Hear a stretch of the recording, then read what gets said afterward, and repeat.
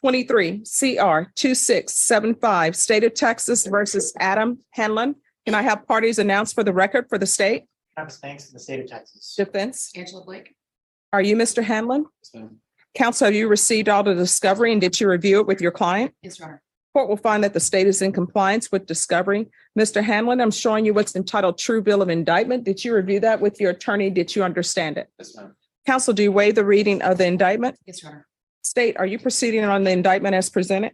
Your Honor, the state moves to proceed on the lesser included assault, bodily injury, family, class A. Any objection? No objection. So the complainant in this case, is this complainant his wife or is this the daughter? Who is this complainant in relation to him? Girlfriend. All right. So what I can tell you all, this is not a plea agreement I'm not going to accept. Is the complainant aware of this plea agreement? Plaintiff is uncooperative, so we have not communicated it to her since she told us she would not cooperate in this case. All right. So is this 111 days supposed to be a judgment satisfied? Yes, Judge. All right. So I'm not inclined to give him 111 days judgment satisfied on assaulting. There are circumstances that he does have a partial defense to the case, Your Honor, but he is not pursuing it. There was the complaining witness did use a hammer on him during this incident, Mhm. and so he had injuries as well. All right. I'll agree to 160 days based upon what you're telling me. I think that's more appropriate than 111 days. So if y'all want to do that, you can. If not, then it'll be set for trial. But I'm not going to give him a judgment satisfied. We'll accept that, Your Honor. All right. Do y'all want to? I can even. Damn. Right out the gate, this case is messy. The judge is clearly not playing around, and the fact that the victim isn't even cooperating adds this eerie tension. We don't know if she's scared, disinterested, or protecting him, but the court isn't letting that cloud the facts. The system is trying to make sense of a bad situation, and honestly, it's heartbreaking how common that is. All right. I'm showing you what's entitled Court Admonishments and Defendants Waivers and Affidavit of Admonitions. Did you review that document with your attorney? Did you understand it? And did you sign it in all the appropriate places? Yes. Did you understand the state is proceeding on the lesser included offense of assault, bodily injury, married cohabitation? That's a Class A misdemeanor. The range of punishment is anywhere from a $4,000 fine and up to 1 year in the Bexar County Jail. Did you understand? Yes. If you have a plea bargain agreement with the state, the court does not have to follow your plea. If for any reason the court doesn't follow your plea and gives you more than you bargained for, the fact that you entered a plea will not be used against you and you will be allowed to withdraw your plea. Did you understand? Did you understand you have a right to jury trial, a right for you or your attorney to confront any witnesses the state would call and the right to remain silent? Did you understand by entering this plea bargain agreement, you were giving up those rights? And did you intend to give up those rights and enter into a plea in this case? That's fine. Counsel voluntarily waived and consented to stipulation of testimony and stipulations. Court will accept into evidence states exhibits 1 and attachments. The court has reviewed the same. The court will find the defendant guilty. Are you proceeding with sentencing? Yes, Your Honor. Anything you wish to say on behalf of your client? Just ask the court follow the plea bargain, Your Honor.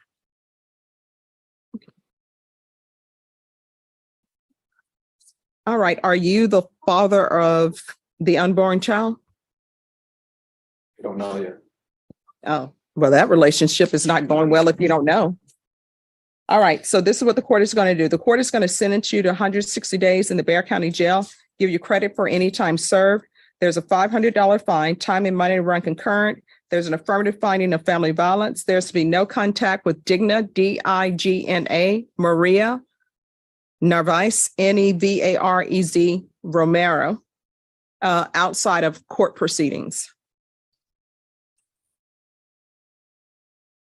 So if you're going to court to prove paternity or some other reason for going to court, then yes, but otherwise your relationship is over. Do you understand? Yes, ma'am.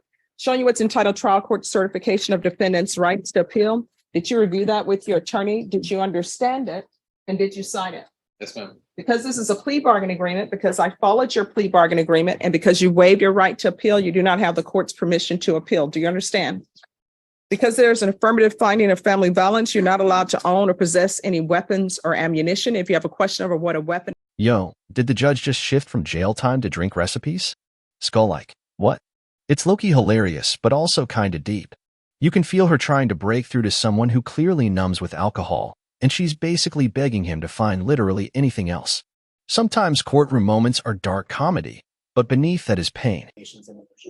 All right, any objections? No objection. Did you understand by pleading true to violation of condition number 5, the court could find it true, grant the motion, find you guilty, and sentence you up to 10 years in prison and up to a $10,000 fine? Yes, ma'am. Knowing that, do you still wish to plead true to violation of condition number 5? Yes, ma'am. Court would find violation of condition number 5 true. Is there an agreement? Your Honor, there's not exactly an agreement. The state is recommending that the defendant be revoked and sentenced to 5 years, but I believe defense has their own request for the court. All right, defense, what are you requesting? My client, his family, his employer, and I are requesting that he be allowed to do inpatient, to be allowed an electronic monitoring device, and to continue on probation. We would not be opposed to extending them as long as it's physically possible. And we have witnesses, we have some testimony we think the court will find relevant. All right, probation? Your Honor, this case expired in 2021. So an extension of probation at this time would not be an option. Yes. I understand, Your Honor. We have in the courtroom today, Mr. Joe Ricky Naranjo, his employer. Mhm. We have his mother, and we have his father. The problem here is that this man has been a heroin addict, Your Honor, and he's trying to bring that under control. Even while he had absconded, he has been going to get methadone. He's been going to the methadone clinic. And his mother's a witness to the fact that she takes him every day to the methadone clinic. And the father is here to testify that he himself has been on methadone for 10 years and is supporting his family and has a full-time job, is a supervisor, and he's a methadone user, and that's how he fights his cringes. And this young man. This part really hits hard. His family shows up. His employer's there. His parents are trying to speak on his behalf. It's tragic, because you can tell they want to believe in his recovery. But how many times do you have to show someone love before realizing they don't love themselves enough to accept help? All right, so you were in felony drug court Yes, ma'am. and you didn't do well. Felony drug court is a good program. And what I have is that you were sent to felony drug court. You were placed in ISF. You were returned back to felony drug court. And by the end of April 2020, you were testing positive for opiates and marijuana. You continued to use drugs. You were not in compliance with felony drug court outpatient treatment. And then you stopped reporting. And then you contacted your case manager. And I'm aware of all the parties in felony drug court because I used to be an attorney in felony drug court. Yes, ma'am. I'm aware of that. You contacted her in July 2020. You requested help. Yes, ma'am. So they arranged for you to go to detox, go to Center for Healthcare Services, and then be transitioned to lifetime residential treatment upon detox. Yes, ma'am.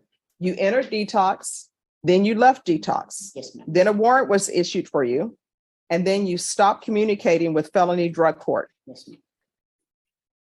I got scared. Well, no, I had a kid on the way, so I made a don't stupid use that choice. fear thing No. with me. And let me just tell you why I don't use the fear thing with me. Because I'm reading this in felony drug court.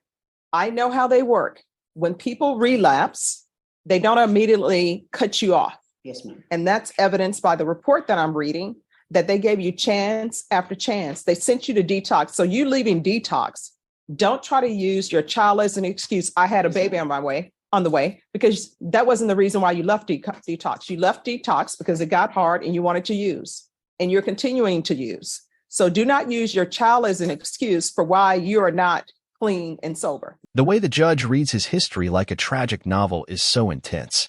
She's not just angry, she's disappointed. And she's been there for this guy since 2019. She called places, pulled strings, made sure he had a chance. But man, relapse after relapse, missed check-ins, disappearing acts, it's hard to keep rooting for someone who's given up on themselves. You absconded from felony drug court and they still accepted you back after you absconded. They were giving you help and then you absconded again. And I understand that there comes a point in time in people's lives where they're like, okay, now I'm ready to do it. But at some point in time, the court can't continue working with people who don't want to be worked with. And your problem is your chances to be worked with have elapsed. There is no chance to be worked with. You're going to have to do it on your own. When he wasn't reporting, he was taking methadone to make sure he did not go down the spiral. He was trying, and his family's here to say that they worked with him with that. But all he had to do was pick up the phone and call felony drug court. Have you read? I'm going to read this to you. You've been an absconder for almost 3 years. As an amended condition of probation due to a motion to revoke, Mr. Zepeda was placed in the felony drug court program on January 24th, 2019. That was me who did it. It says, Mr. Zepeda struggled to anchor in with outpatient treatment and admitted a drug relapse. And I can tell you, when I placed you there in 2019, I had to call them and say, please accept him. I know y'all are booked and don't have room for him, but he's on the edge. Can you please accept him? And they did. And then it says, as a graduated sanction, they placed you in the Bexar County ISF program on October 30th, 2019, and you completed it on March 3rd, 2020. You returned to the felony drug program, and by the end of April 2020, you were testing positive for opiates and marijuana. Mr. Zepeda steadily declined into further drug use and non-compliance with the felony drug court program rules and outpatient treatment. Mr. Zepeda fell off the grid and stopped reporting for the months of May and June of 2020. Mr. Zepeda contacted his felony drug court case manager in July 2020 and requested help to regain sobriety.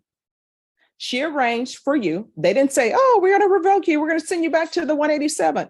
She said, we're going to get you into detox. So they sent you to the Center for Healthcare Services. And then they said, after that, after detox, you're going to go into lifetime residential treatment. And you entered detox on January 7th, 2020. You stayed there for 2 days. They said a couple of days. In my mind, that means 2. And you left. 3 years. That's what it came down to. And honestly, it's not just punishment. It's protection. Not just for society, but maybe for him too. That therapeutic community offer? That's a lifeline. If he takes it seriously, this doesn't have to be the end. But if not, well, that's a decision he's going to live with behind bars. All right, this is what the court is going to do. The court is going to find you guilty. The court is going to sentence you to 3 years in the prison, give you credit for any time served. I'm going to ask for the therapeutic community. Therapeutic community does not increase your time in custody, but if you're serious about getting clean and sober, you need to request that. I can't order it. There's a $500 fine, time and money to run concurrent. There's an affirmative finding of family violence. There's to be no contact with Carla Chavez. Yes, ma'am. All right, and State, will you let Ms. Chavez know that he's been revoked and he's going to prison? Yes, ma'am. All right. Just show you what's entitled trial court. You probably want to go around. Okay. To show you what's entitled trial court certification of defendant's rights to appeal. Did you review that with your attorney? Did you understand it and did you sign it? Yes, ma'am. All right, this is not a plea bargain agreement. You have a limited right to appeal. That right to appeal is as it relates to the allegations in the motion, not the fact that you are on deferred adjudication. Do you understand? Yes, ma'am. All right, because this is a felony conviction, you're not allowed to own or possess any weapons or ammunition. If you have a question over what a weapon or ammunition is, you need to speak to an attorney. Do you understand? Yes, ma'am. And also because this is an affirmative finding of family violence, you're not allowed to own or possess any weapons or ammunition. Do you understand? Yes, ma'am.